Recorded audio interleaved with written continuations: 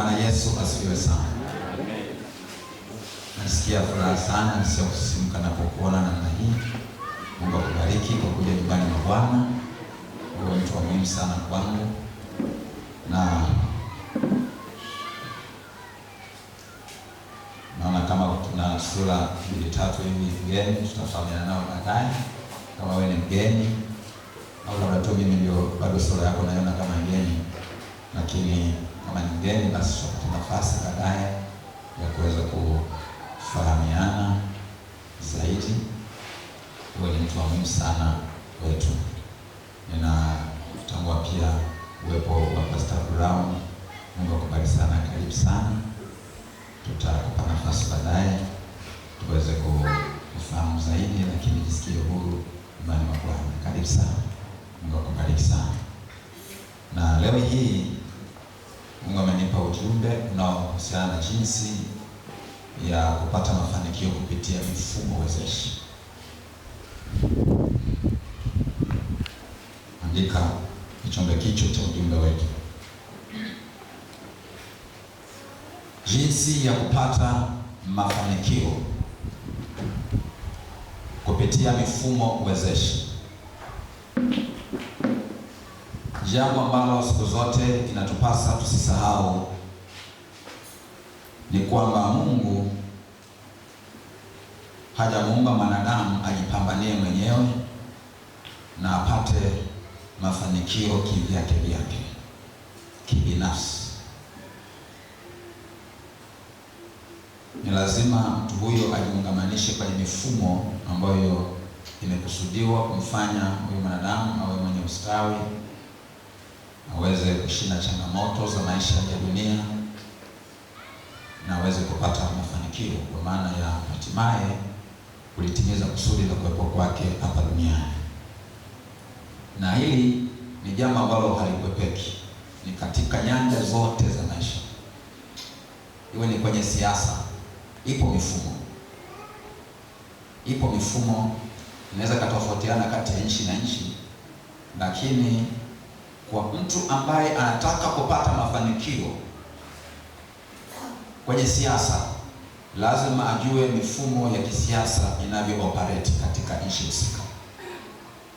Alafu afit in, ajiingize kwenye mfumo ili naye aweze kuwa mfaika, apate mafanikio, lakini mafanikio yake yapo kwenye muktadha wa mfumo. Talazimika kujiingiza kwenye vyama au kuanzisha chama chake. Akitaka kugombea nafasi za ubunge, uliona nini? Lazima iwe ni kupitia vyama vya siasa. Na ndio maana wanasiasa pia wanahama toka chama kimoja mpaka kwenye chama kingine, kwa sababu anakuwa ana malengo na matarajio. Anaingia kwenye mfumo kwa sababu chama cha siasa ni mfumo utakaomwezesha yeye kutimiza malengo, labda ya kuwa mtawala, labda ya kuwa mbunge, labda ya kuwa nani. Akiona kama chama hiki mfumo ule haumwezeshi vizuri, ndio maana huwa wanahama. Natoka chama hiki naenda kwenye chama kingine ambacho anadhani malengo yake yanaweza yakatimia. Kwenye biashara nako hivyo, ni lazima unapoanzisha biashara yote ile unajikuta tu unalazimika kuingia kwenye mfumo fulani. Hata bodaboda. Jamani, bodaboda mpo? Naomba mpungie mikono bodaboda mliopo hapa. Bodaboda hatuna hata moja. Akina Erasto wako wapi? Sasa hawa mabodaboda huwa nawasikia, mimi sijui sana hayo mambo ya huko, lakini wana kitu wanakiita mbundi. Awe amenunua bodaboda yake au awe amepewa na tajiri kwa mkataba, vyovyote vile, lakini ili afanye biashara ya bodaboda anajikuta analazimika kujiungamanisha kwenye mfumo uliopo, au la aanzishe mfumo. Lakini kama ni mgeni, kwa vyote vile, kwa sehemu kubwa lazima ajiingize kwenye mfumo. Ataingia kwenye kundi, atakuta kundi ule una viongozi, anakuta kuna masharti. Nasikia wakati ni kundi ile huwa mpaka kuna kiingilio, kuna hela unalipa ili ukubalike kufanya biashara ya bodaboda hapa. Amen. Unaona? Ndogo wangu mmoja alipata shida kwa sababu yeye akaingia kwenye biashara ya kuendesha noa, lakini kuna wale ambao walikuwa ndio wana nguvu ya kucontrol mfumo, walikuwa kama vile wanamtengenezea kauzibe, na yeye kabila tumia ubabe mpaka zikawaka ngumi masui nini na nini, kwa akapenyeza kwa mfumo kibabebane, hatimaye tu mfumo ukalazimika kumkubali. Sasa hivi uko mbali sana kwa biashara hizo za vyombo vya moto. Mfumo. Sasa huku kwenye utumishi nako ni hivyo hivyo. Unaweza kusema aliyeniokoa ni Mungu. Nimemwamini Yesu, nimeokolewa. Unaweza kusema nimepata wito, nataka kumtumikia Mungu. Lakini utumishi lazima, yaani kwa vyovyote unajikuta kwamba unahitaji mfumo utakao kuwezesha kuingia kwenye utumishi huo na kutekeleza maono ambayo Bwana amekupa. Kwa mimi ni mtumishi wa Mungu ambaye sijaitwa na dhehebu langu, nimeitwa na Mungu. Lakini natekeleza wito kupitia mfumo wa Tanzania Assemblies of God. Sasa mifumo huwa inaendeshwa kwa kanuni, inaendeshwa kwa sheria, inaendeshwa kwa vigezo, kwa masharti. Ukiingia kwenye mfumo ili ufanikiwe, unalazimika kuwa mtiifu kwa yale masharti tutakayowakuta, kwa vigezo ambavyo vipo, unatakiwa ukidhi hivyo vigezo. Kuna kanuni, kuna sheria, utalazimika kuwa mtiifu. Vinginevyo utajikuta kwamba unashindwa kunufaika manufaa yale ambayo unayatarajia uyapate katika mfumo huo ambao umeingia.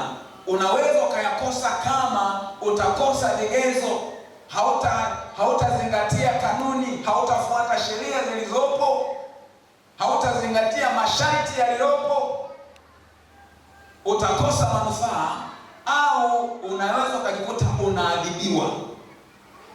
Kila mfumo hata kwenye vyama vya siasa, yule mwanachama anayekiuka huwa anaadhibiwa. Hata kama ni mtu mkubwa, anaweza kana alishafikia ngazi kubwa kabisa, lakini unakuta kwamba fulani amepewa adhabu fulani, aidha amesimamishwa au ameondolewa kwenye uongozi au hata kufukuzwa chama. Hapa sasa ni pale ambapo adhabu peke yake haitoshi, maana adhabu inalenga kukurekebisha ili urudi kwenye utiifu. Utiifu wa masharti, vigezo, kanuni, sheria ambazo zina control mfumo. Ikishindikana wanakutema nje. Ndio hapo nasikia kama ni kwenye siasa mtu amefukuzwa kwenye chama. Si ndio wapendwa? Kama ni umoja wa waendesha bodaboda, unaondolewa kwenye umoja. Kama ni kwenye biashara, kama ni kwenye nini, kila eneo. Na hata kanisani kuna kwenyewe, jamani, adhabu zipo au hazipo? Lakini mwisho wa siku kama imeshindikana au rekebiki, kinachotokea ni nini? Unatemwa na mfumo. Kwamba wewe bwana, tumekufukuza, hautakiwi tena. Unaona? Kwa hiyo ili uweze kuwa mnufaika na makusudi ya Mungu yaweze kutimia, upate baraka, upate mafanikio kupitia mfumo ambao umempendeza Mungu, mfumo ule ukusaidie, ni lazima ukubali kuwa mtiifu. Ni lazima ukubali kuwa mtiifu. Lazima ukubali kufanyaje? Ni lazima ukubali kuwa mtiifu na ukubali kujishikamanisha vizuri.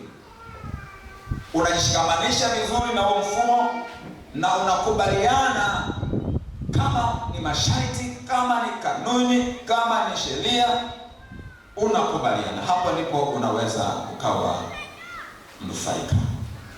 Sasa kanisa la mahali pamoja, jamani, ni mfumo ambao umeandaliwa na Mungu kwa makusudi makubwa mawili. Mfumo huu umeandaliwa na Mungu ili ukuwezeshe wewe kustawi na kufanikiwa. Lakini namba 2, mfumo huu umekusudiwa na Mungu kwa ajili ya utekelezaji wa agizo kuu. Hayo mambo makubwa mawili. Kwa kanisa ni mfumo wa kibibilia wa kuwezesha ustawi na mafanikio ya waamini ili waweze kutekeleza kwa ufanisi agizo kuu. Agizo kuu ambalo tunasoma katika Mathayo 28 mstari wa 19 na ule mstari wa 20. Enendeni kwa wafanye mataifa yote kwa wanafunzi, mkiwabatiza kwa jina la Baba na la Mwana na Roho Mtakatifu, na kuwafundisha kuyashika yote niliyowaamuru ninyi. Hilo ni agizo kuu. Kwa kupitia kanisa la mahali pamoja, kuna mambo mawili tunapata hapa. Kimsingi nimekwisha kutangulia kusema tayari. La kwanza, tunapata huduma za kichungaji za kulishwa na kuchungwa. Huduma za kichungaji za kulishwa na kuchungwa tunazipata hapo, lakini tunapata pia fursa ya kujiungamanisha kwenye ushirika ambao sasa tutakwenda kuchambua kidogo, tuone manufaa ya huo ushirika. Kwa habari za kulishwa na kuchunga, tunaliona hilo katika Yohana 21 ule mstari wa 15 mpaka wa 21. Pale Bwana Yesu alimwambia Petro, Petro, wanipenda kuliko hawa? Maneno yale Yesu aliyasema kwa Petro, alikuwa amekwisha kufuka tayari. Kwa hiyo alikuwa ni maagizo ya mwisho, na sura ya 21 ya Injili ya Yohana ni sura ya mwisho kabisa. Kwa hiyo Petro anaambiwa, je, wanipenda kuliko hawa? Petro akamthibitishia Yesu kwamba, wajua mimi nakupenda. Sema, lisha kondoo. Anarudia tena mara ya pili, chunga kondoo. Anarudia tena mara ya tatu, lisha kondoo. Kwa hiyo ni mambo mawili yanayorudia ambayo Bwana Yesu anayarudia kwa ajili ya kuweka msisitizo zaidi, kulisha na kuchunga. Kwa hiyo kazi ya kichungaji ina mambo makubwa mawili. Kulisha kwa maana ya kufundisha neno la Mungu, inahusisha huduma yote ile ambayo inakupa wewe maarifa ya kumjua Mungu, kuyajua mapenzi ya Mungu, kujua wajibu wako. Neno la Mungu ni chakula. Neno la Mungu ni chakula. Kwa hivi ninapofundisha hivi, ninakulisha chakula. Na ni chakula cha uzima. Amina. Sasa mtoto ambaye hapokei huduma ya chakula vizuri kutoka kwa wazazi wake, kwa vyovyote vile atadhoofika. Sasa inawezekana mtu akadhoofika kwa sababu familia hiyo, wazazi wanaowajibika kutoa mahitaji ya chakula, uwezo wao ni mdogo. Kwa hiyo watoto wanapata chakula hafifu. Kwa hiyo kunatokea kitu kinachoitwa malnutrition, utapiamlo. Lakini inaweza kuwa ni tatizo la mtoto mwenyewe, chakula kipo lakini ni mvivu kula. Sasa jambo hili ndilo ambalo lilitokea hata kwa Waebrania. Mwandishi kwa Waebrania, ukisoma ile sura ya 5, anasema tuna mambo mengi ya kusema kwa habari zake nani? Yesu Kristo, lakini ni shida kueleza kwa kuwa mmekuwa wavivu wa kusikia, ni wavivu wa kula.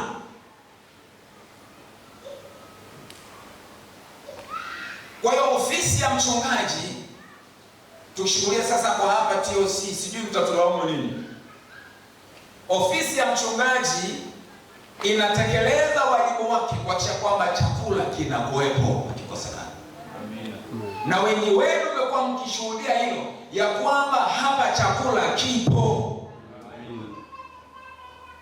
Ukija Jumapili unakikuta chakula, Jumatano chakula kipo, Ijumaa chakula kipo, kwenye mikesha chakula kipo, kwenye idara chakula kipo, kwenye zoni chakula kipo. Ni chakula tu kipo kwa tele, cha kutosha kabisa, kinatolewa kwa namna mbalimbali, kinapikwa kwa mapishi tofauti tofauti, ambacho yule mwanafamilia ambaye ni makini anazingatia kwamba apate lishe inayotolewa wakati wote, haiwezekani kabisa akawa mdhoofu. Huduma ya ulishaji inaambatana na ushauri wa kichungaji. Ni pamoja na maonyo, ni pamoja na makemeo. Yote hizo ni huduma za ulishaji. Petro akaambiwa lisha kondoo. Na sisi kwa neema ya Mungu tunalitimiza agizo hilo la kulisha kondoo. Alafu kanisa letu la TAG lina mfumo wa kuwezesha walishaji ili wasikose chakula. Wasikose chakula. Wajue chakula kinakopatikana, namna kukichimbua kinakopatikana, na namna ya kukiandaa kiandaliwe vizuri ili watoto wapate lishe bora. Ndio maana vipo vyuo na tunasoma, hatukomi kusoma. Nishasoma diploma, advanced diploma miaka zaidi ya 17 iliyopita. Juzi nimemaliza tena degree. Kwa nini ninajitabisha kwa ajili ya nini? Kanisa linajitabisha kwa ajili ya nini? Kwamba wachungaji wasome kwa ngazi tofauti tofauti. Vyuo viko na makanisa, vyuo vinavyotoa diploma, vyuo vinavyotoa degree ya pili, masters, PhD na nini. Tunachojitabisha ni nini? Chakula kipatikane. Amen. Yaani kichimbuliwe, yaani atakie kichofichwa mahali. Hawa walishaji wajue kinakopatikana, wakichimbue huko. Na wajue namna kukiandaa, wakiandae vizuri. Wakilete kwa namna ambayo kinaweza kikalika na kikasababisha hawa walaji wakapata afya. Lakini huduma ya pili ya kichungaji ni ya kuchunga. Sasa japokuwa ni vigumu kuitenganisha na ile ulishaji, lakini ina utofauti fulani. Huduma ya kichungaji anaipata muamini ambaye amejitiisha kwa hiari chini ya mamlaka ya kichungaji. Kuna washirika ambao wapo tayari kula kwa hiari wanapojisikia, na anaweza kadonoa kula, anaweza kadonoa na kula. Atakusikiliza mchungaji, atasikiliza mafundisho ambayo yanatolewa kanisani, yale ambayo anaona nafsi yake inadilika, mengine anayatupilia mbali, anakuwa selective. Na mshirika huyu hajitiishi kwenye mamlaka ya kichungaji, hataki kudhibiti, kwa sababu huduma ya kichungaji ni huduma ya udhibiti. Huduma ya kichungaji ni huduma ya udhibiti. Kwa mchungaji anakulisha chakula, lakini anafuatilia mwenendo wako kuona kile chakula kinakusaidiaje. Na kuna matokeo chanya yanayopatikana.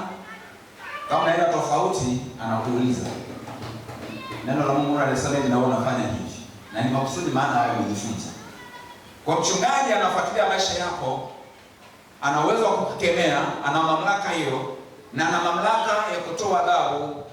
Kwa maana sasa ni kanisa, ni mamlaka ya ofisi ya kichungaji ambayo inapata na wasaidizi. Hao wazee wa kanisa wanaisaidia ofisi ya mchungaji ili iweze kukamilisha majukumu yake. Ndio maana vikao vingine vya nidhamu, anajaliwa mshirika ambaye mwenendo wake haueleweki. Sio kwa lengo baya, ni kwa lengo tu la kuona namna gani asaidiwe. Anatakiwa aonywe, ataonywa. Anatakiwa kukemewa, atakemewa.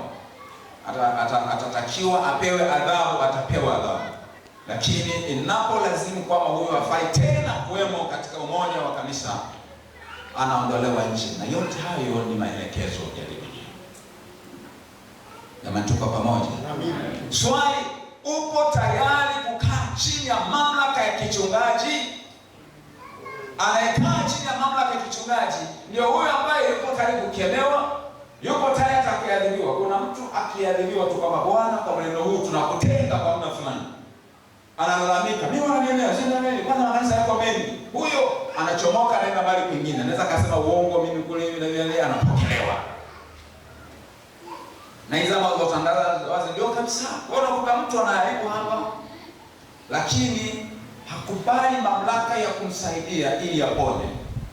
Anakimbilia mahali pengine kwa sababu ni mtu ambaye hataki kutiishwa, hataki kujitiisha chini ya mamlaka ya kichungaji. Bwana Yesu atusaidie sisi wanatio si tusiwe hivyo. Amen. Bwana Yesu atusaidie sisi wanatio si tusiwe hivyo. Amen. Kwa hiyo kama ambavyo nimekwisha kutangulia kusema, ili wewe mnufaika kikamilifu kabisa na baraka ambazo zinawezeshwa na huo mfumo, kuna mambo mawili. Jambo la kwanza ni kujishikamanisha ipasavyo na kanisa kwa kila namna. Unajishikamanisha na kanisa. Wewe ni mtu ambaye utashiriki program zote za ibada. Jumapili upo. Alafu sio tu unachagua programu moja unayoipenda, nyingine unaiacha. Hapa tunaanza maombi saa 1. Lakini wewe kwa makusudi kabisa unaona tu uje wakati ibada ya sifa inaanza. Yaani unakosa saa nzima ya maombi, unakosa saa nzima ya shule ya wanafunzi, alafu unakuja wakati praise team imesimama hapo, na wakati mwingine unakuja wakati iko mwishoni, au wakati mwingine mtu anakuja wakati mhubiri amesimama. Alafu unaridhika. Hapana, hauwezi kuwa mnufaika wa mfumo.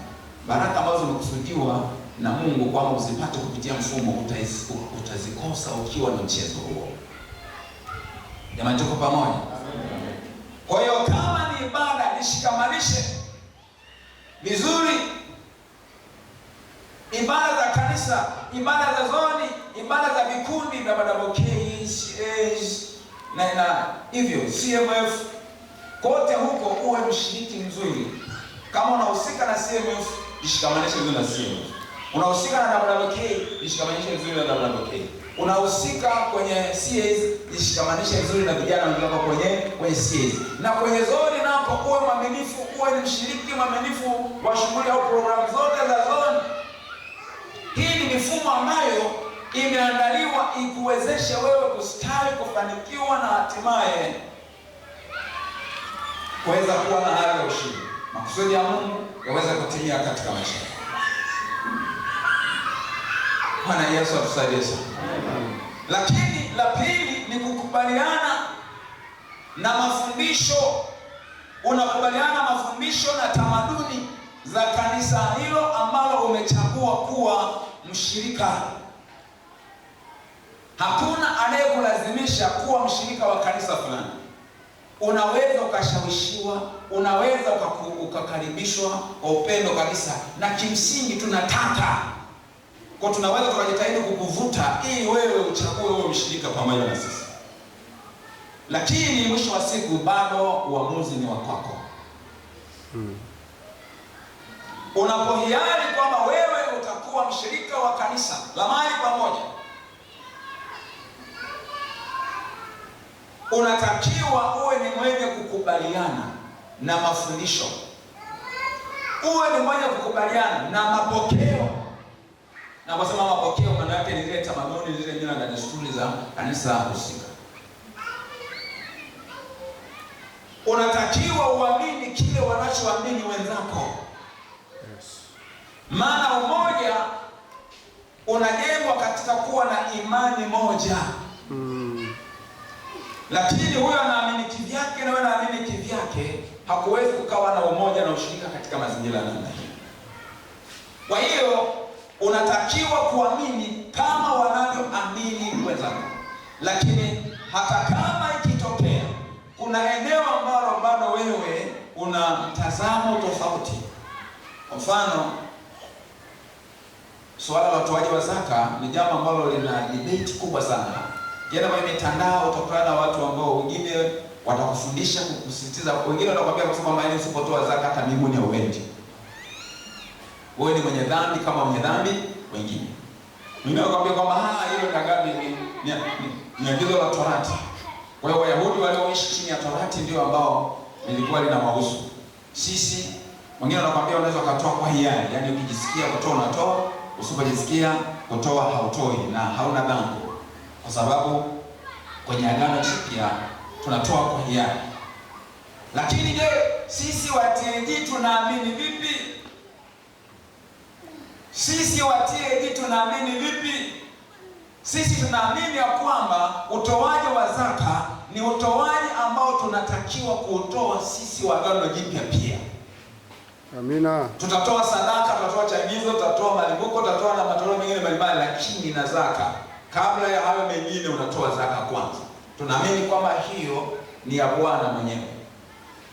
Ukishatoa zaka ambayo sio ya kwako, hapa ndipo sasa utatoa sadaka, utatoa changizo, utafanya na mambo mengine kwa hiari kama moyo wako unavyopenda kufanya.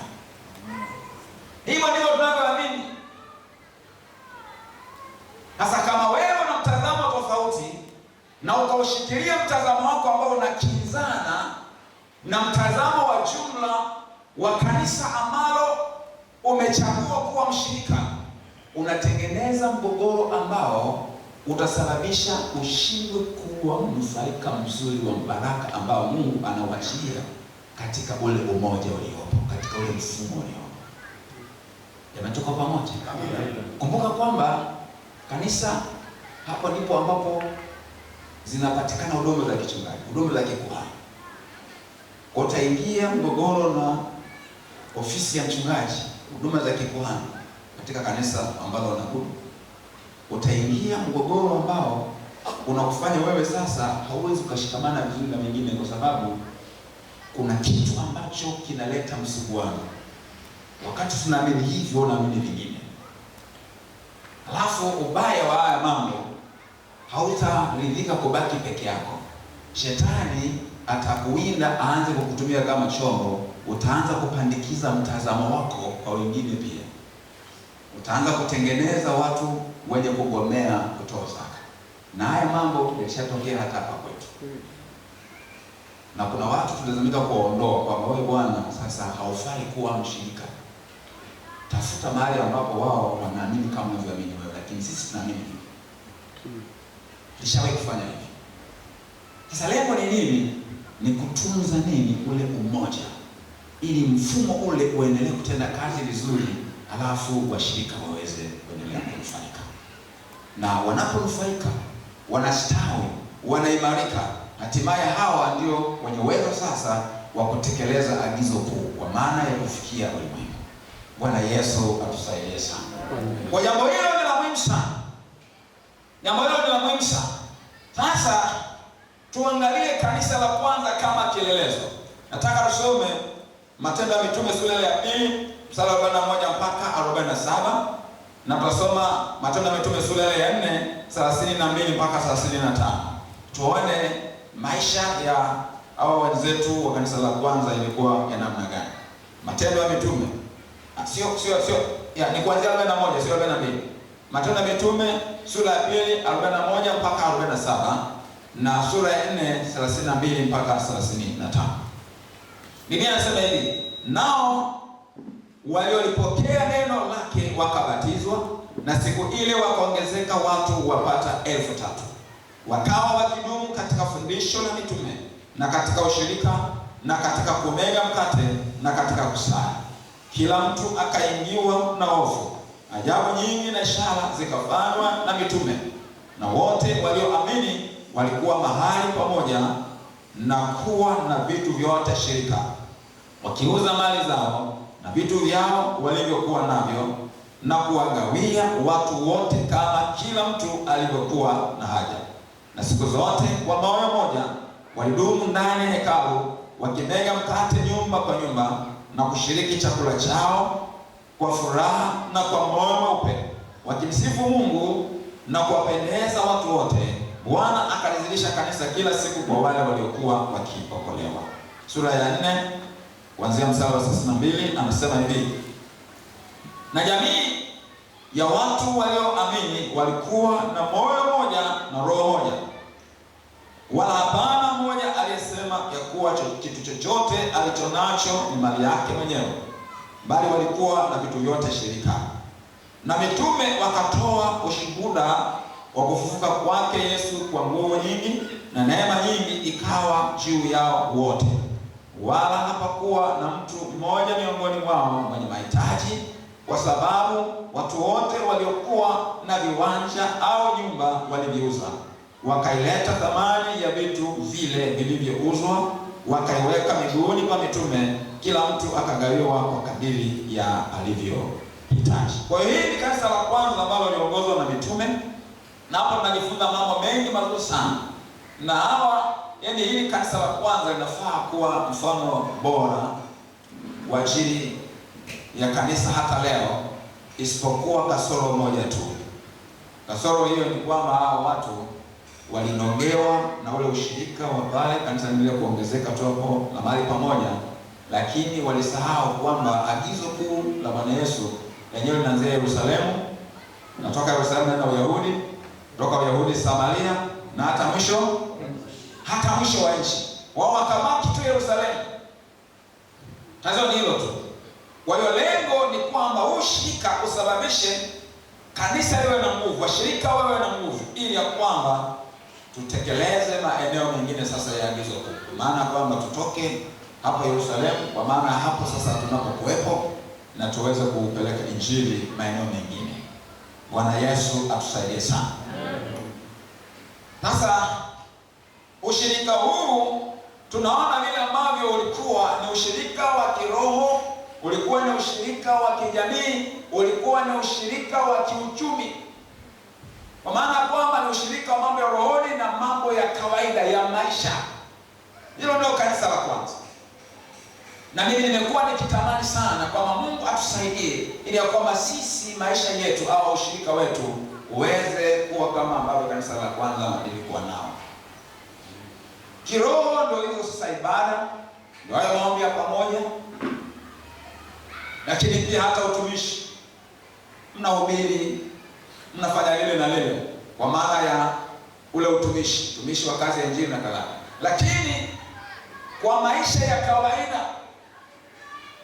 kawaida ni pale ambapo tunashirikiana kwenye mambo ya furaha na mambo magumu pia.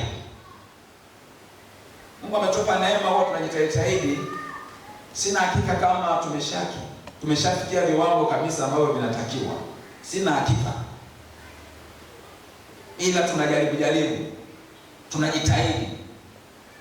Kwamba mmoja anapoumia tumeumia wote. Maana sisi sote ni mwili mmoja, ila kila moja ni kiungo kwa huo mwili. Paulo anapofundisha Wakorintho anaeleza hicho kitu.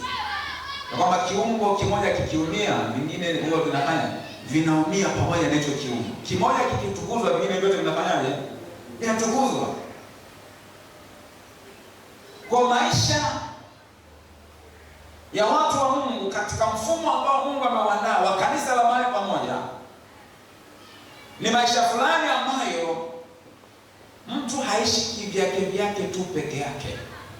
Anakuwa na muunganiko na waumini wengine katika mambo ya rohoni na mambo ya maisha. Ataabudu na wengine, ataomba pamoja na wengine, lakini hata kwenye maisha ya kawaida ana changamoto, hatapita peke yake. Anapita kwenye majaribu mazito, hapiti peke yake. Maana Biblia inasema kwamba ni afadhali kuwa wawili kuliko kuwa mmoja. Maana mmoja akianguka mwingine anafanyaje? Mwingine ataaminiwa. Kwa ni makusudi ya Mungu ya kwamba isifika mahali mtu vita ikamzidia akapambana mwenyewe akazidiwa mpaka akashindwa. Hapana. Haijakusudiwa mtu mmoja apambane mwenyewe, hapana. Lakini tunashikamana. Petro mwenyewe alikuwa ni wa rohoni sana na alitenda miujiza mingi sana. Lakini alipokuwa ametupwa gerezani, naona yeye alisharidhika kwamba basi kama nimempeleka Mungu kuondoka, basi ndio niondoke. Kapiga na usingizi kabisa. Lakini tunaambiwa kwamba kanisa likamwomba Mungu kwa juhudi kwa ajili yake. Nini kilichotokea? Mungu alimtuma malaika kwenda kumchomoa Petro gerezani kwa sababu kazi ilikuwa haijaisha. Ingewezekana kabisa hata kama haukuwa ni wakati wake wa kufa, kama kanisa isingetekeleza wajibu wake, angekufa kifo cha mapema. Ndio tunaita premature death. Sio kila mtu anayekufa anakufa kwa sababu umefika wakati uliokusudiwa na Mungu. Wakati vifo vingine ni vifo ambavyo kuna mtu mahali fulani hajawajibika. Kwa Petro aliendelea kuishi kwa sababu kanisa lilimwomba Mungu kwa juhudi kwa ajili yake.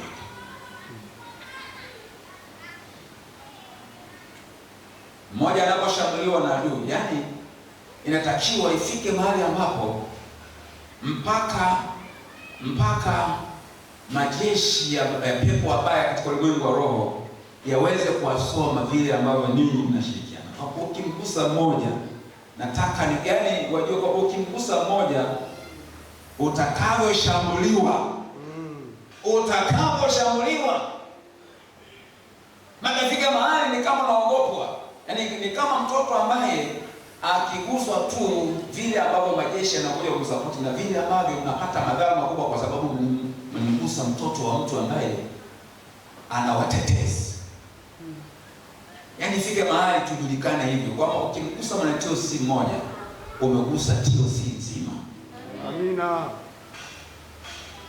Halo. Kama ni wachawi, maana najua hata wachawi na wenyewe wana moja. Yaani mpaka wachawi najua wanatuzidi. Wachawi na ushirikiano sana. Maana na wenyewe wanaoperate kwenye system, kwenye mifumo.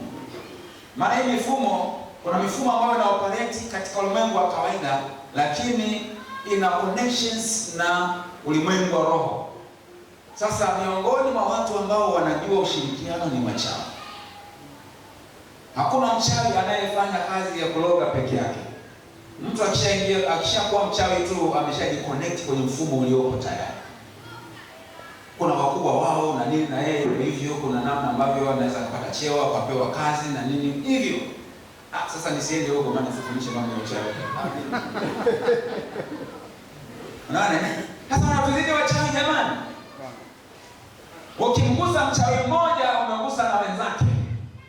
Akienda tu kutaarifu kule, na ndio maana hata vita ambavyo tunazopiganaga hapa tunapofukuza mapepo. Si mnaelewa wale ambao mnafanya hiyo huduma.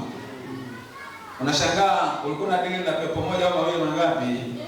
Alafu likitoka akirudi unakuta vita inakuwa kali baadaye. Kwa nini? Kwa sababu yanaporudi halirudi lile lile, anaenda anaomba msaada wa wenzake. Sasa kama nyinyi mmekaa kizembezembe mnashindwa. Vita haiwagi ndogo.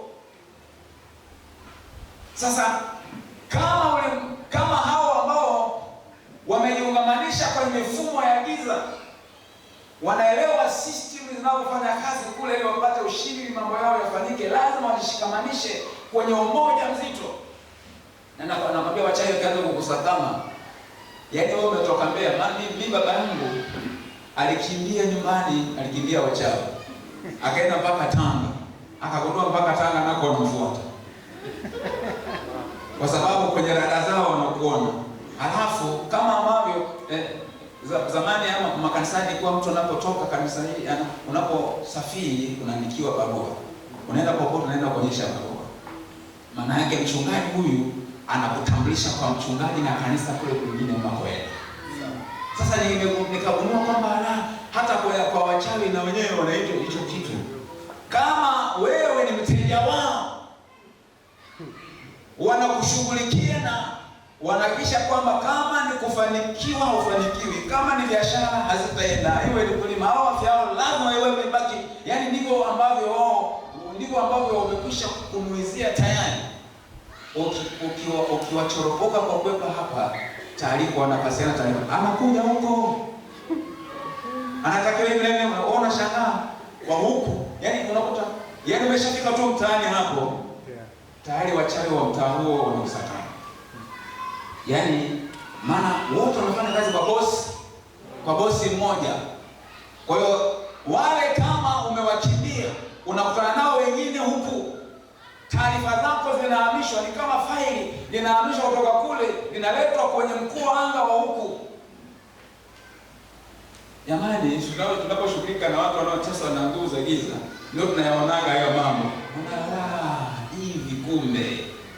Kwa hiyo shetani ametengeneza mfumo ambao ni very systematic kwa taarifa yako. Sasa bahati mbaya sisi wana wa Mungu hatujishikamanishi na mfumo ambao Mungu ameutengeneza, ambao huo mfumo unahakikisha uwe salama. Ni mfumo ambao utahakikisha kwamba utafanikiwa hata kama kuna vita. Ni mfumo ambao unahakikisha kwamba makusudi ya Mungu kwenye mashamba lazima yatimie. Mfumo ni mzuri sana. Ni mzuri sana. Lakini bahati mbaya wana wa Mungu hatuelewi hilo, kwa unakuta hatujishikamanishi vizuri na matokeo yake mtu anaishia kupigwa. Na kwa sababu shetani anaelewa udhaifu tulionao, Mimi nimeshashuhudia wakati fulani hivi, mnaanza kumwombea mtu ambaye anasakama na nguvu za giza hapa. Kabla hamjakamilisha ile huduma, wakiona hapa pana moto mkali wanamhamisha. Itatengeneza tu sababu, mara ndugu wamekuja kumchukua maziwa wakamuguze kule na nini. Na fulani nakuta mtu hata kuaga hadi. Ndugu zangu wamefanyaje? Wamemchukua. Kule Songea kuna ndugu mmoja, ni ndugu wa mke wangu pale. Teseka sana. Nguvu za giza ameshambulia makali sana. Sasa kanisa wakaamua kufanya kambi kwa ajili yake. Ni usiku na mchana kumuombea ili ya kwamba afunguliwe. Walipoona vita imekuwa kali sana, wakaenda kwambia ulimwengu wa giza ukawatahaukisha ndugu, wakaja, yani walikuja wakali kabisa. Yani badala kushukuru, yani wakaja ni kama vile sasa hawa wanazuia huyu asipate msaada. Wakamchukua kwa nguvu. Alafu yule bwana akiwa hana ufahamu wakampeleka kwa waganga. Na huyo kuzinduka yuko kwa mganga kienyeji. Sasa shetani huyu.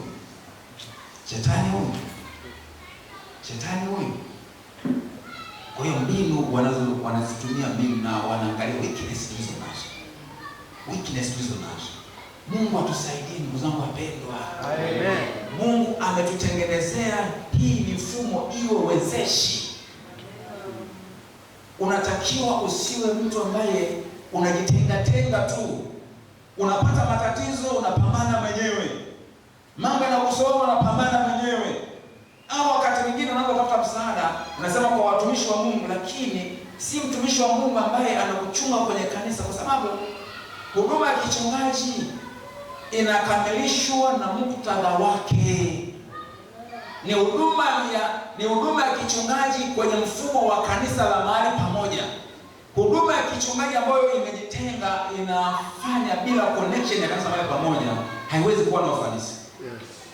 Kama mimi mtu akinipigia simu, sijui undani wake, amenisikia tu amechukua labda simu namba yangu kwenye mtandao, anaomba msaada wa kichungaji, ni kweli nitamhudumia, lakini huduma ile inaweza isiwe na ufanisi kama ninapokuhudumia wewe ambaye ni mshirika wangu hapa.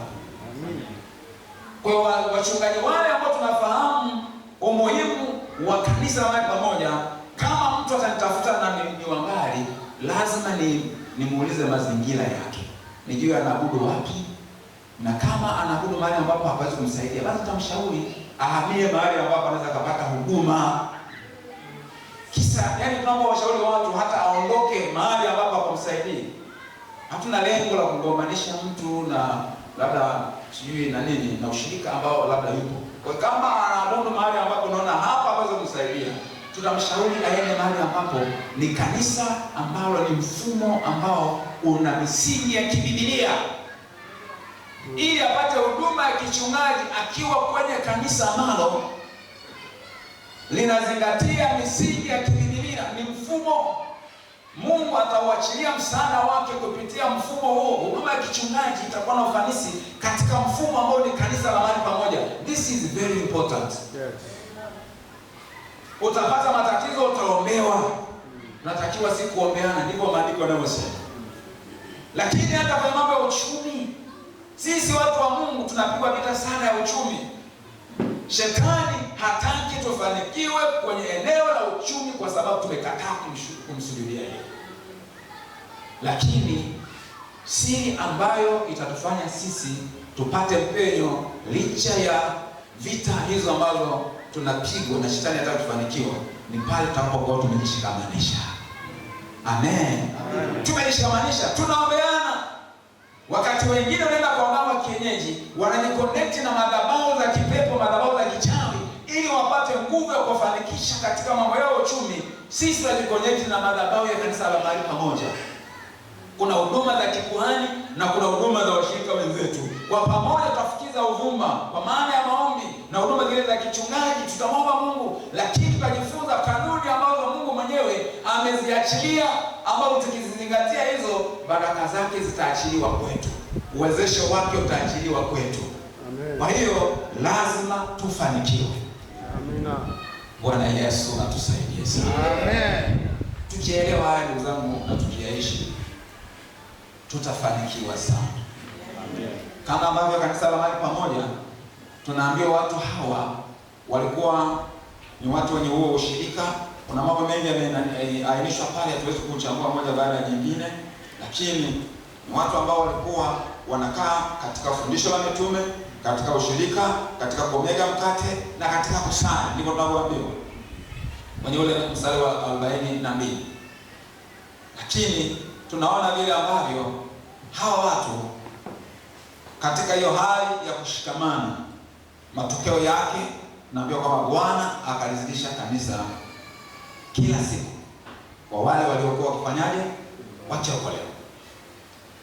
Lakini kwenye sura ya 4 tunaona vile ambavyo tunaambiwa kwamba wala hapakuwa na mtu mwenye mahitaji kati yao, walifanya vitu vyote kwa shirika. Ila sasa kasoro nyingine tunayoiona ni kwamba hawa watu kwa kuwa walikuwa wanajua Yesu anajua kuja wakati wote ule, ushirika wao ulikuwa ni kwenye kutumia walivyo navyo. Wakauza mashamba badala ya kulima wazalishe kwenye mashamba, wakayauza mashamba. Wakauza nyumba badala ya kupangisha nyumba wapate hela waendeleze maisha. Unaona eh? Sasa kwa sababu sisi tumepata maarifa zaidi kuliko hata wao, tunaboresha. Kwa tunaweza tukawa na ushirika au ushirikiano hata kwenye eneo la uzalishaji. Amina. Na hilo lina vita kubwa sana. Mimi nimeshajaribisha mara kadhaa. Lina vita kubwa sana, lakini kuna siku nitafanikiwa. Kuna siku nitafanikiwa tu. Amina. Maana hilo ni jambo ambalo liko moyoni mwangu mimi tangu zamani, kabla sijahamia hapa, hata nikiwa huko Ngororo. Sababu ni kanuni ambayo najua ni kibiblia. Ila kila ukitaka kuanzisha unakutana na vita, mnatawanya. Ni kama mnara wa Babeli ulivyo, walitaka kujenga ule mnara alafu wakachafuliwa lugha. Aliyechafua lugha ni Mungu mwenyewe, kwa sababu alikuwa anaenda kinyume na mapenzi yake. Ila leo hii tunapotaka kufanya jambo ambalo ni la kimungu, anayechafua lugha sio Mungu tena, anayechafua lugha ni nani? Ni adui Shetani. Kama najua kwa umoja huu mwisho wake nitakipata. Sipo salama kabisa. Kwa hiyo anawawahi kabla hajajenga. Lakini sijakata tamaa. Na ndio maana huwa nasema kitu kinachoitwa BTBN. Huwa nakisema tu sijakifafanua sana, lakini nimekiandika vizuri na details zake zote. Blessed to Blessed Network, yaani mtandao wa kuwezeshana kiuchumi. Pamoja na kwamba adui anapiga vita, lakini kuna siku tutafaulu. Amen. Wanaonielewa tutashikamana. Wanaochelewa kuelewa wataelewa baadaye.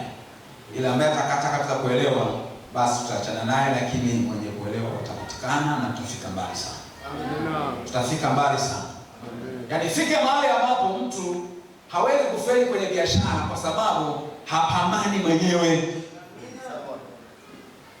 Ana watu atakaoshikamana nao mapambano, kwa sababu vita vinaanzia kwenye ulimwengu wa roho. Mashambulizi ili biashara yako ifeli. Lakini unakutana na waombaji, hauombi peke yako, mmeshikamana kwenye kuombea biashara zenu. Alafu napeana mbinu siri mbalimbali ambazo wewe umezigundua kule mnaleta mnashirikisha. Ushirika wetu hapa hata kwenye idara huko mbeleni utalenga pia hata maisha ya kawaida. Yaani hapa patakuwa ni mahali pia pa kushirikishana business ideas. Hapa. Yes. Mazingira yanatengenezwa vizuri. Natengeneza na sehemu kidogo kama kantini hivi. Vyakula vinapatikana, soda, miwani na nini, chai na nini. Kwa hiyo siku kama hizo Jumapili hizi baada ya ibada, wanapoharakisha tu kuondoka. Yaani ni mahali tu ambapo pia yaani wanatuzidi hata walevi jamani. Kuna mtu mwingine anasema mimi siwezi kuacha kunywa pombe kwa sababu kule ndio nakutana na watu ambao tunaongea biashara.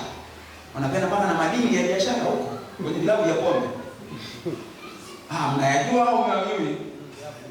Sasa kama hata hao walevi si wafanya biashara watu gani, wakati mwingine wanakutania huko kwenye vinywaji.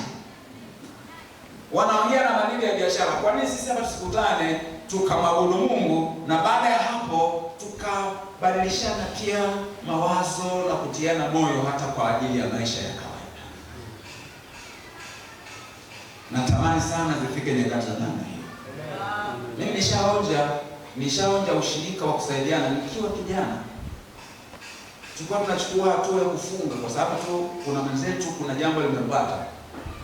Tunaenda mpaka milimani kuomba. Alafu baadaye unakuta kuna shuhuda zinazopatikana. Bwana Yesu atusaidie. Amen. Kwa ni rai yangu ya kwamba usijitenge. Jishikamanishe kwenye ushirika. Tunakwenda kufufua zoni. Tunakwenda kutengeneza mazingira ambayo idara zitaimarika zaidi. Na idara hizo baadaye tunataka zilete faida sio tu ya mambo ya rohoni lakini hata mambo ya mwili. Amina. Hello. Kishaanzisha hata vikoba hapa ikafa. Kwani ni vibaya? Kwani vikoba ni mbaya? Kwa nini vikoba ambavyo vimechanganyikana huko na mapagani nini ndio zinafaulu? Wanakopeshana mpaka milioni 10, milioni ngapi vikoba tu. Hela ambayo unaweza ukakatalia benki kwa sababu hawakuamini, lakini unaweza ukaipata kwa ushirika tu wa watu kadhaa ambao umeamua kufanya kitu. Bwana Yesu atusaidie. Bwana Yesu atusaidie. Kuna mahali tunakokwenda. Tuko mwishoni mwa mwaka. Mungu amekuwa akinipa ajenda mbalimbali. Mwaka juzi na mwaka huu nilikuwa najigawagawa kwa ajili pia ya masomo. Kuna mambo mengi niliona tu niache tu kwanza yaende hivyo hivyo, lakini kwa neema ya Mungu nimerudi na nguvu mpya. Amen. Nimerudi nikiwa nina maarifa zaidi. Amen. Bwana ameniongeza maarifa. Ameniongeza na ari mpya. Amen. Kwa neema ya Mungu sasa mwezi mmoja uliosalia huu ni wa kumwomba Mungu na kupanga mipango. Amen. Ili hatimaye tunapoanza mwezi mwaka kesho 2026 tuanze upya, tuanze kivingine. Amen. Amen. Tuanze kivingine. Sasa kabla sijamaliza, ngoja nikusomee kidogo. Jamani, tuongee kidogo mambo ya KTG. Sawa sawa eh? Hii jamani ni katiba ya kanisa letu nzuri la TAG. Kwenye ukurasa wake wa 51 na 52 kuna masharti ya wanachama katika kanisa la mahali pamoja. Sifa zimetajwa hapo, masharti ya wanachama au sifa za wanachama.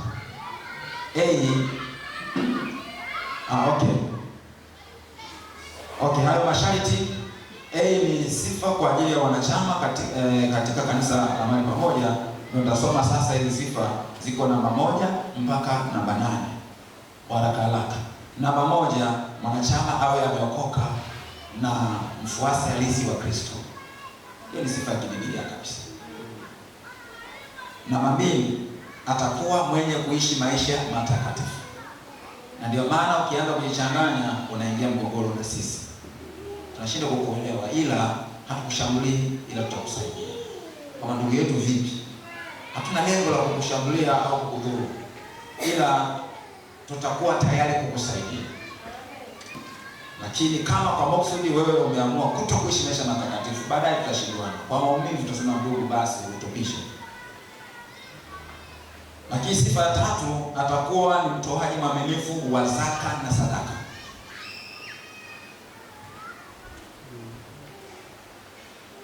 Sifa ya 4, atakuwa ni mwenye kukubaliana na mafundisho ya TAG. Kama kuna maeneo yanakusumbua na fadhali uulize upate ufafanuzi. Karibu hata ofisini kwangu, karibu kwangu. Nitakufafanulia. Kanisa letu tunajali sana uchambuzi wa neno la Mungu linasema nini. Hatujajitengenezea vitu vya kwetu wenyewe, lakini msingi wetu ni neno la Mungu. Namba 4, atakuwa amekwisha kubatizwa katika maji mengi.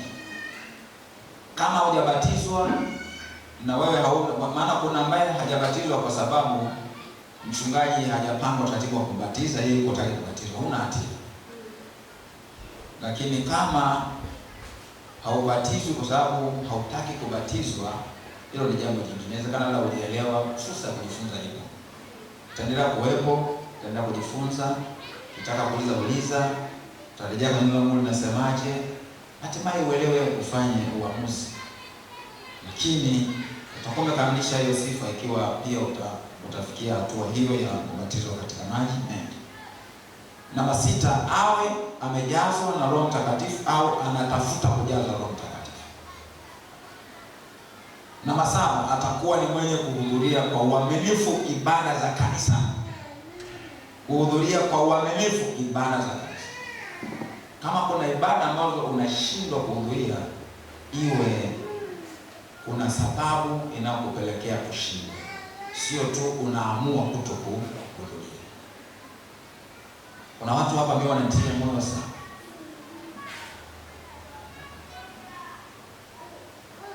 Mmoja wapo ni dada, anaitwa dada nani? Dada Miriam. Anaitwa Miriam. Yes, hebu mama.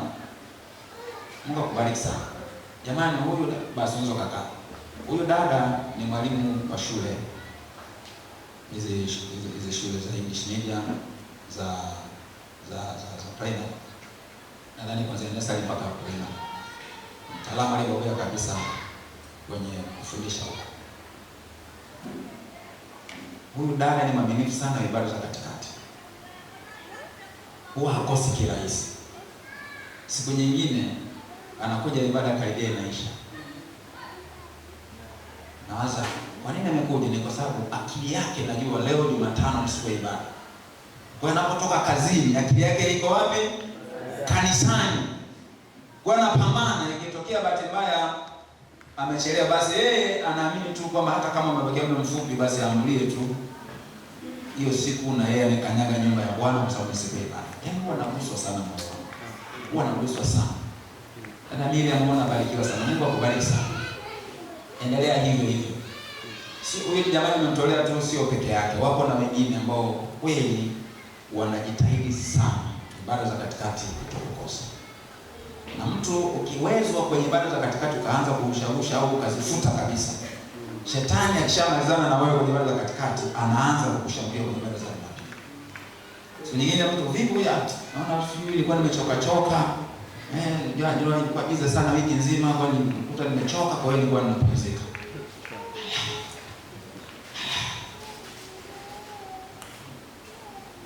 Sababu hazikosekani. Mara umefikiwa na wageni, mara sijui kuna shughuli gani, mara umeenda sijui kuona wagonjwa, mara umeenda kuhani msiba. Yaani shetani ataanza kukupa kazi siku ya Jumapili ili upate sababu ya kutokufika kanisani. Lakini alikuweza kwanza kwenye ibada za katikati. Bwana Yesu atusaidie sana, tuponye mtu. Lakini namba 8, awe mume wa mke mmoja au mke wa mume mmoja. Hii ni kwa wanandoa. Kwa hiyo haya ni masharti 8. Bwana Yesu atusaidie. Ni masharti ya kibiblia. Kwa maana kwamba katiba yetu namba 1 ni Biblia. Kama ambavyo taifa tunaambiwa kwamba katiba ndiyo sheria mama, lakini zinakuwepo na sheria zingine. Sasa sisi katiba yani Biblia ndiyo katiba mama. Lakini baada ya hapo tunapata inaitwa katiba ambayo kimsingi ni mwongozo wa masisi kama ushirika wa watu tuliokubaliana katika mfumo. Maana sasa TAG ni mfumo ambao unaanzia ngazi ya kitaifa, kwenye majimbo, kwenye section, hatimaye kanisa la mahali pamoja. Ni mfumo ambao yupo kiidara pia katika ngazi zote. Kwa hiyo lazima mfumo ule uainishe namna gani unavyoendeshwa. Lakini hakuna kipengele hata kimoja ambacho tumekiuka neno la Mungu, kwa sababu neno la Mungu ndio msingi wetu. Sasa niombe nitoe rai. Nasema tu taratibu kichungaji kabisa, tena kwa upendo, kwa sababu ni kweli na mapenda. Na nataka Mungu atusaidie tuweze kuimarisha kanisa. Tuimarishe mifumo, maisha yetu yabadilike, tuweze kupata ustawi, tupate mafanikio ambayo Mungu anayataka. Na kanisa la mahali pamoja kiwe ni chombo chenye nguvu kwa ajili ya kutekeleza agizo kuu. Maono ya kupanda makanisa hatuwezi kuyatimiza kama tutabakia watu dhaifu. Tunahitaji kuwa na nguvu za kiroho, nguvu za kiufahamu, ufahamu lakini pia nguvu za kiuchumi. Tuwe na uchumi mkubwa, na ndio maana ninaamini ya kwamba hatimaye kila anayeamini hatabakia masikini. Tunakwenda kutokomeza masikini na kuzalisha mamilionea katika jina la Yesu aliye hai. Watu ambao watakuwa na nguvu ya uchumi, kianzia biashara, hakuna biashara kufa. Hakuna biashara kukwama. Na leo hii nataka nitimishe kwa kukuombea.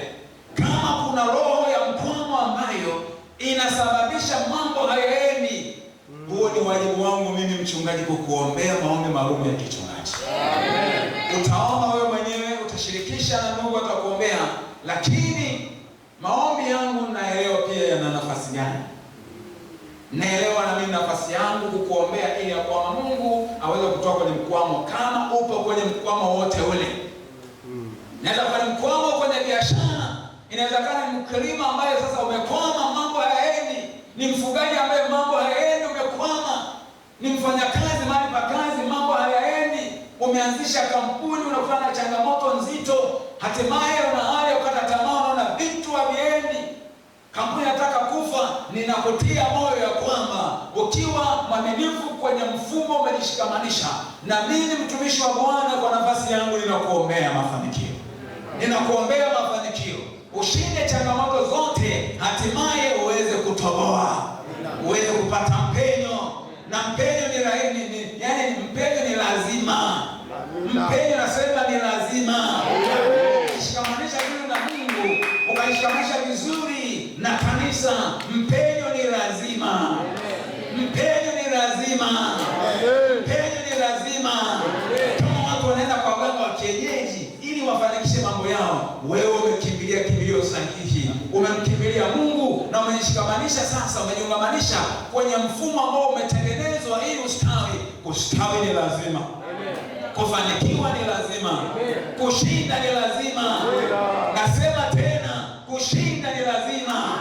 Nasema tena, kustawi ni lazima. Halafu upo salama mikononi mwa Bwana. Upo salama mikononi mwa Bwana. Haleluya. Nisikitika sana wakati fulani hivi, na ndugu mmoja kumbe akawa tuko naye, lakini kuna mambo mazito anayoyapitia na hasemi kama mimi mchungaji ama mimi mtu, mpaka baadaye sasa alipolemewa sana akajikuta kwamba amekwisha kuangukia kwenye imani potofu. Usinyamaze na mambo yako. Yesu yupo na si watumishi wa Mungu tupo, na wapendwa wao wenzako wapo. Ila sasa tujifunze kwamba tuna wajibu wa kuchukuliana mizigo, tuna wajibu wa kushinda ubinafsi, lakini tuna wajibu pia wa kutunziana siri. Mwenzako akikushirikisha mambo yake, usianze kumtangaza. Amen. Usimuumbue kwa mambo yake. Msaidie kama ni ushauri, msaidie kama ni maombi, msaidie kile ambacho ametaka umsaidie ili ya kwamba tusikatishane tamaa. Kuna mtu anaweza kata tamaa kwamba mimi sasa nakufa na mambo yangu mwenyewe, kwa sababu alishaumizwa na watu ambao alipowaamini akawashirikisha mambo yake, matokeo yakawa ni mabaya. Na ndio maana hata Jumapili iliyopita Mtingi alipokuwa anashuhudia vile ambavyo Mungu amewainua kibiashara, kwa hivyo amepata business partner, amepata na mtaji ambao unazunguka tu, ni mtaji wa milioni kadhaa, nikatoa angalizo ya kwamba tunapopokea shuhuda kama hizi, tusiruhusu adui apandikize wivu. Amen. Kama hujafikia level hizo, muombee aliyefikia. Maana na wewe zamu yako inakuja. Amen. Na wewe zamu yako inafanyaje? Inakuja. Na wewe inakuja. Mungu atakapoona moyo wako vile ambavyo ni moyo usio na uchoyo na binafsi na wivu, kwa wakati wako, kwa wakati wake Bwana na wewe atakutendea. Amen. Ndio maana si wachungaji, miongoni mwa sifa muhimu sana ni kushinda wivu. Kwa sababu na wahudumia watu ambao wanaweza mkawa na waombea alafu wanapata mafanikio kabla yao. Hello? Yes. Mimi nakuombea unapata kazi ya mshahara mkubwa, lakini wewe unauliza kwa mwezi mimi napata kiasi gani? Hata hujui.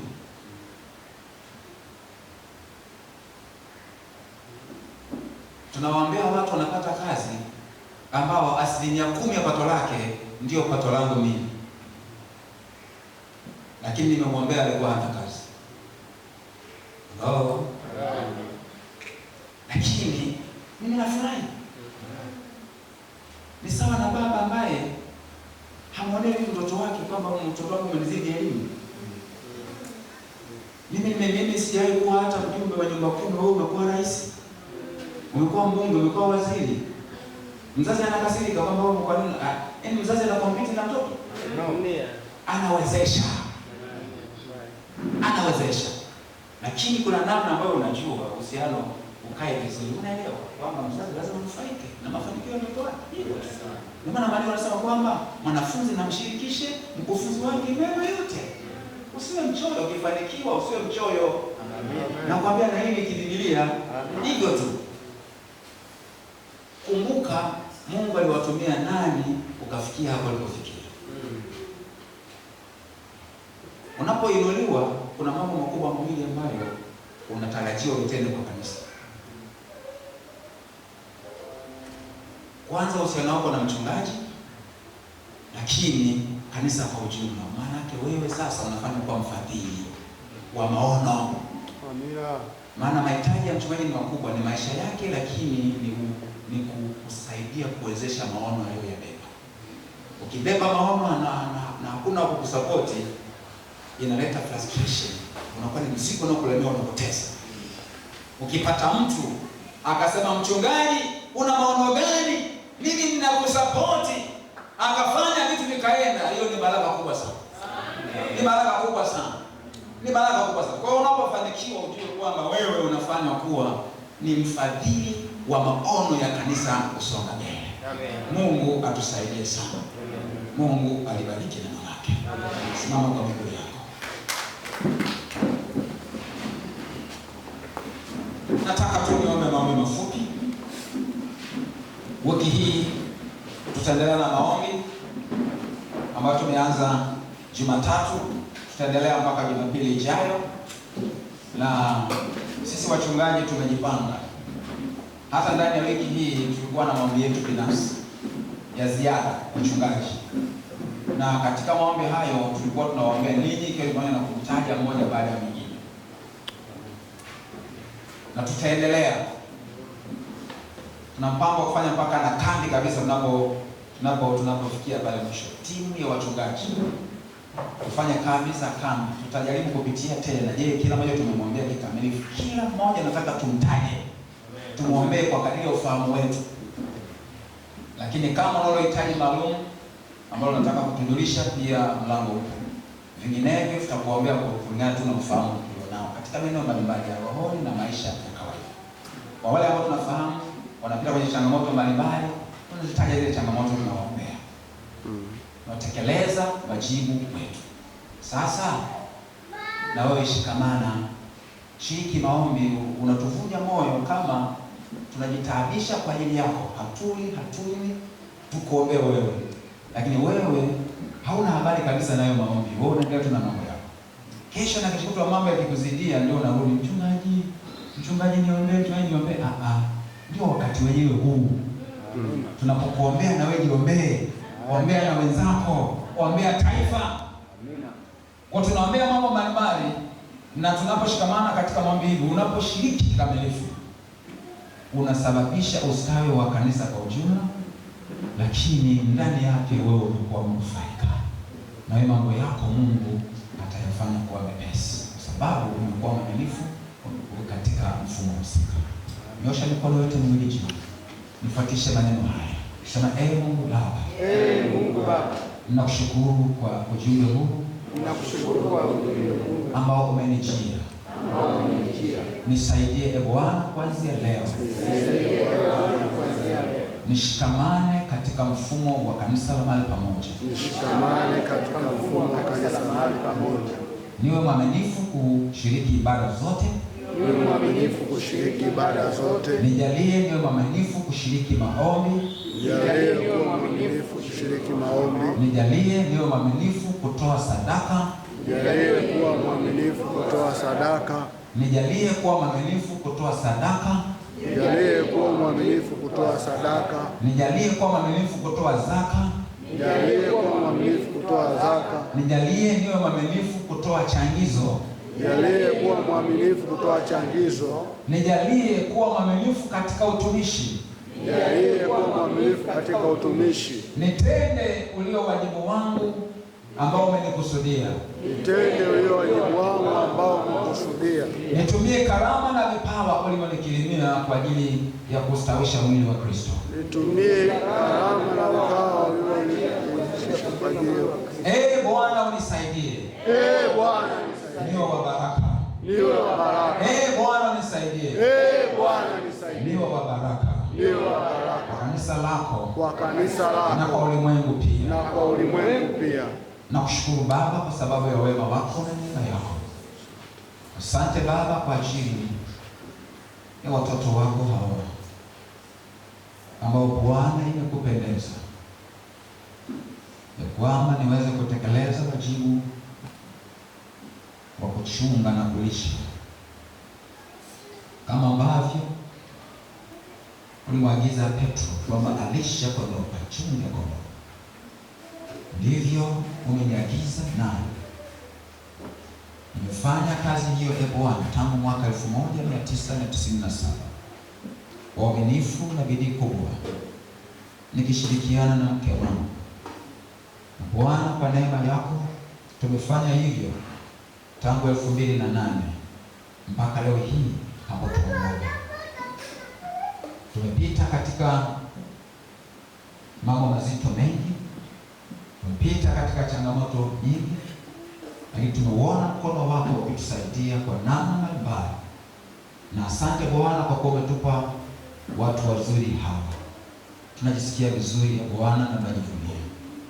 Wengine ni viongozi, wengine ni wahudumu wanaotusaidia katika huduma mbalimbali, na wengine ni washirika ambao hawaonekani sana kwamba wana huduma maalum, lakini ni watu muhimu na ni watu wa maana. Na wengine wana huduma za siri, wengine ni waombaji, wanaomba na hatuwaoni, lakini wengine Bwana utawatumia kesho na kesho kutwa kwa nafasi tofauti tofauti.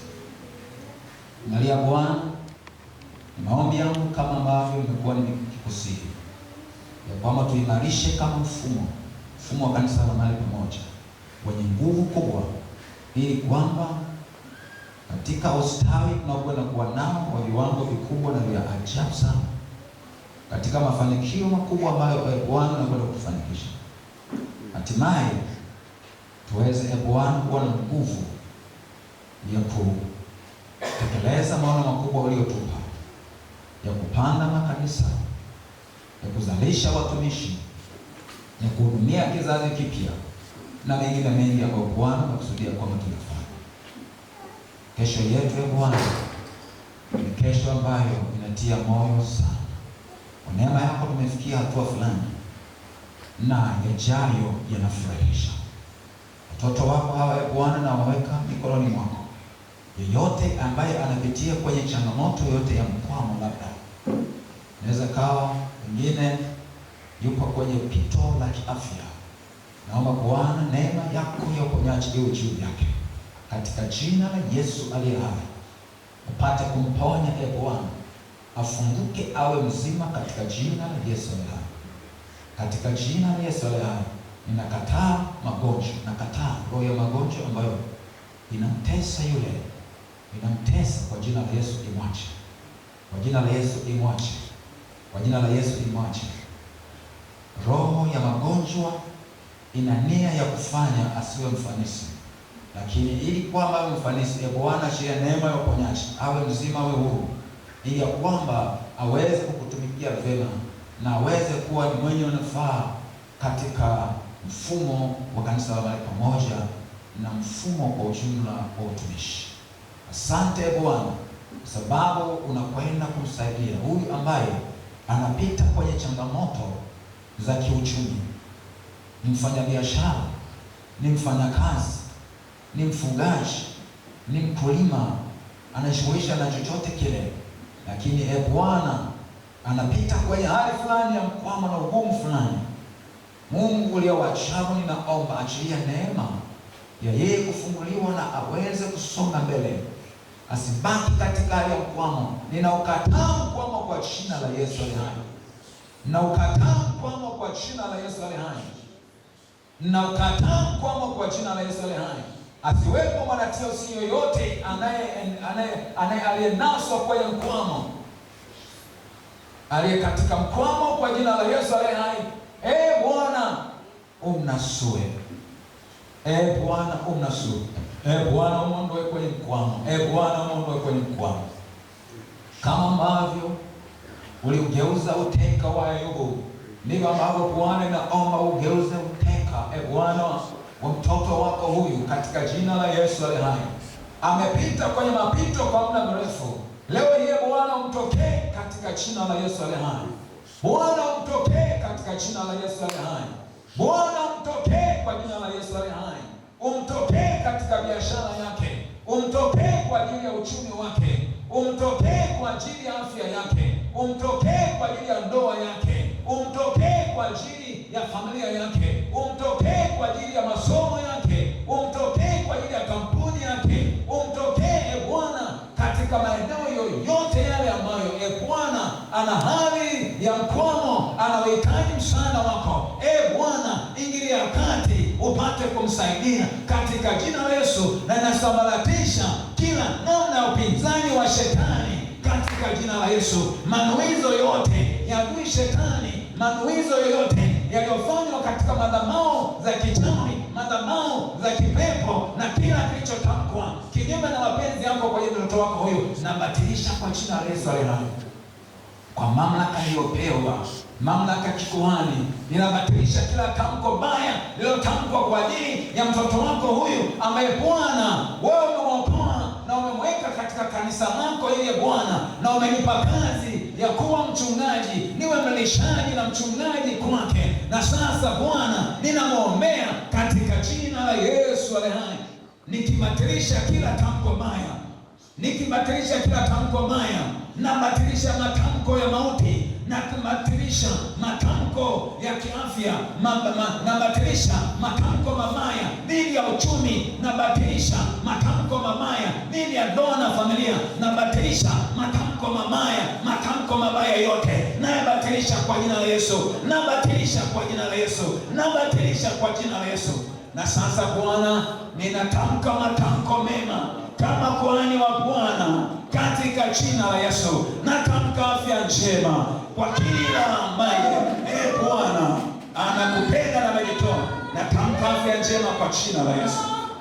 Natamka kufunguliwa kwa jina la Yesu.